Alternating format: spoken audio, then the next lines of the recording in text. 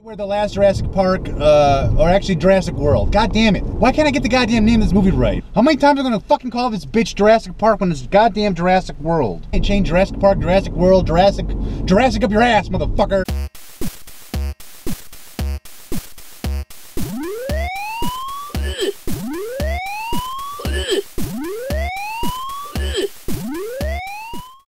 Hey, what's up? It's James. I just got out of an advanced screening of the brand new Jurassic Park movie, Jurassic World, Fallen Kingdom. Here's your Redlight review. So you're spoiler free for now. If I start to get into any kind of spoiler territory, I will give you a heads up to let you know to pause the video, go watch the movie, and come back. But for now, spoiler free zone. All right, Jurassic World, Fallen Kingdom pretty much picks up right where Jurassic World left off. The whole public knows about the islands with the dinosaurs on it. There's actually a whole lot of stuff going on in the news. Groups similar to like PETA, they're fighting for dinosaur rights. Trying to get dinosaurs the same rights as animals. Chris Pratt's character and the redheaded chick, Claire, you know, the chick that was working for the Jurassic Park. It was like her little nephews that were the ones that were in trouble in the last Jurassic World. You know, they're back, living normal daily lives. But there's news that the volcano that's on that Isla Nublar, or whatever the hell the name of that island is, that volcano is about to erupt. And what it's going to do is it's going to kill all the dinosaurs that were cloned and created and left on the island. So Claire, she now works for one of these organizations fighting for the dinosaur rights. So she's contacted by some crazy, weird, eccentric billionaire who was kind of associated with Dr. Hammond, the old man that also plays Santa on Miracle on 34th Street, who was like the first crazy mad scientist from the very, very first Jurassic Park, way back in like the 90s. I don't know what you're fucking beeping at me for. So this eccentric billionaire's people contact Claire, and what they want to do is they want to go to this island and they want to rescue a bunch of species of the dinosaurs and put them onto a new island that they own and stop all these dinosaurs from dying. Because she used to work for the Jurassic Parks, her handprint can gain them access to their security.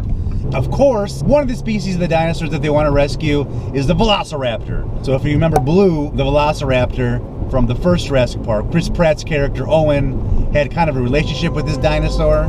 You know, they kind of had a little bit of a romance, a non-sexual, little bit of interspecies relationship.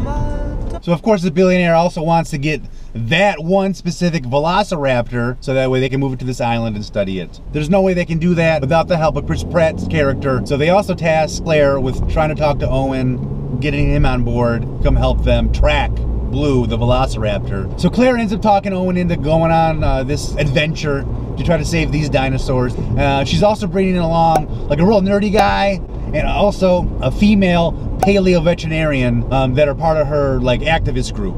Once they get to the island, they run into some trouble. They encounter some animal traffickers. The whole plot of the movie is them trying to survive the island and also deal with the animal traffickers. So that's pretty much the most spoiler-free way I can tell you about what happens in the movie. So Claire and Owen, the two main characters from the last movie, are back in this one. B.D. Wong's back in this one. He always plays some sort of like the mad scientist, genetics guy. The biggest surprise in cast members was Ted Levine. That's right! Buffalo Bill is in Jurassic World Fallen Kingdom. But don't be expecting any kind of Buffalo Bill tuck scene, because that is not going to happen in this movie. I don't really recall any other big name stars in the film. There's a guy who looks identical. Like he would be the real life version of the health inspector from Bob's Burgers. You know, that guy who's always trying to shut him down. So those are the big name people that you'll see in this movie. My thoughts on the movie. It was good. I'd say the last Jurassic World was better. This one at times felt kind of long, but this movie brings so many different elements to the table. There's humor, there's suspense, there's dinosaurs, action and adventure. There's a lot going on in this movie. There's even some sadness. The dinosaurs having to die can tug on your heartstrings a little bit. This movie will probably have the saddest moment you'd ever cry for a dinosaur in it. It's even sadder than anything that you've seen in The Land Before Time. I mean, they got you feeling emotional for these dinosaurs, these CGI dinosaurs. They got you feeling real emotional over. One thing this movie does very well is build suspense, man. Hiding from the dinosaurs, hiding from the animal traffickers. I would say a majority of this movie, I sat on the edge of my seat waiting for what's gonna happen next. I think Chris Pratt is great in this film. He's not only like a hunky, good-looking dude, I think he's very talented as an actor as well. I'm gonna call it right now, Blue the Velociraptor will be the most talked about dinosaur since Barney.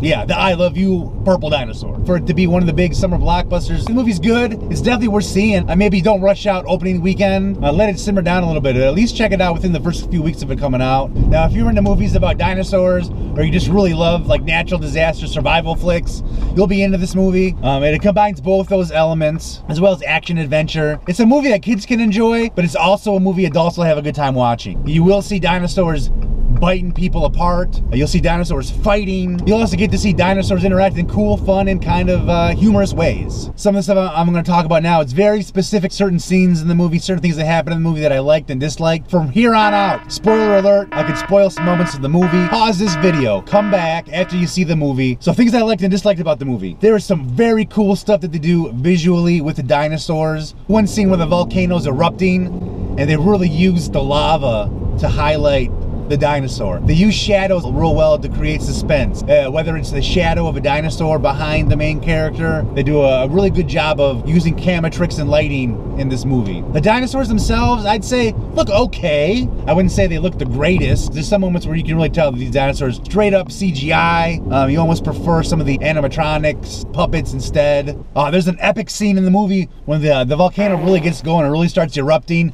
You have fucking dinosaurs stampeding, the characters running away from the dinosaurs. Fucking some really cool shit going on in that. If you see this movie in 3D, you would probably feel like you're in a real life simulation of what a vacation in Hawaii currently would feel like.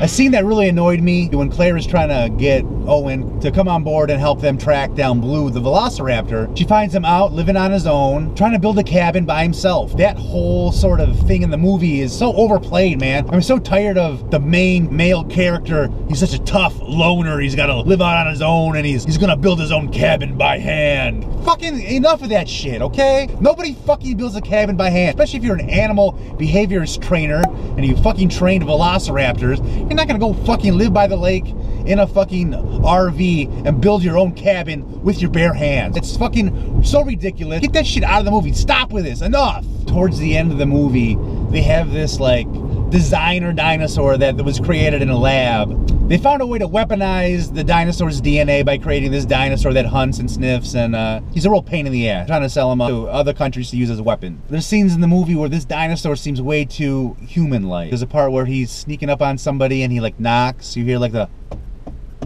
people laughed at the theater when that happened. I didn't care for it myself.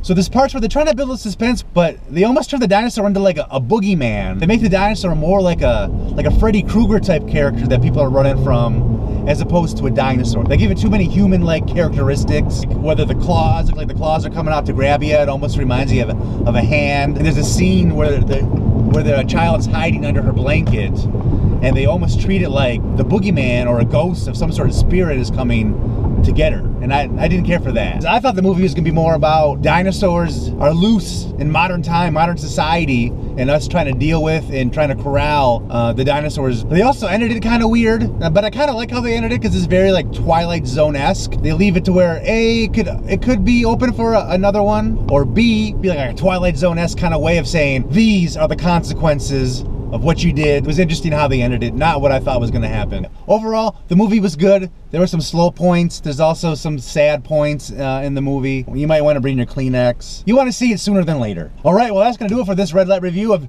Jurassic World Fallen Kingdom. Thanks for watching. I hope you enjoyed it. All right, don't forget to like, comment, and share. Do you think Blue's gonna be as big of a deal as what I think she'll be? What'd you think of the movie overall? Was it as good as the last one? Did you like it better? Let me know what your thoughts. Hey, if you like these red light reviews, I'd love it if you gave my channel a subscription. All you gotta do is just click right here.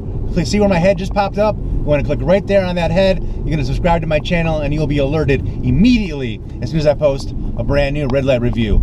Thanks again for watching. We'll see you next time.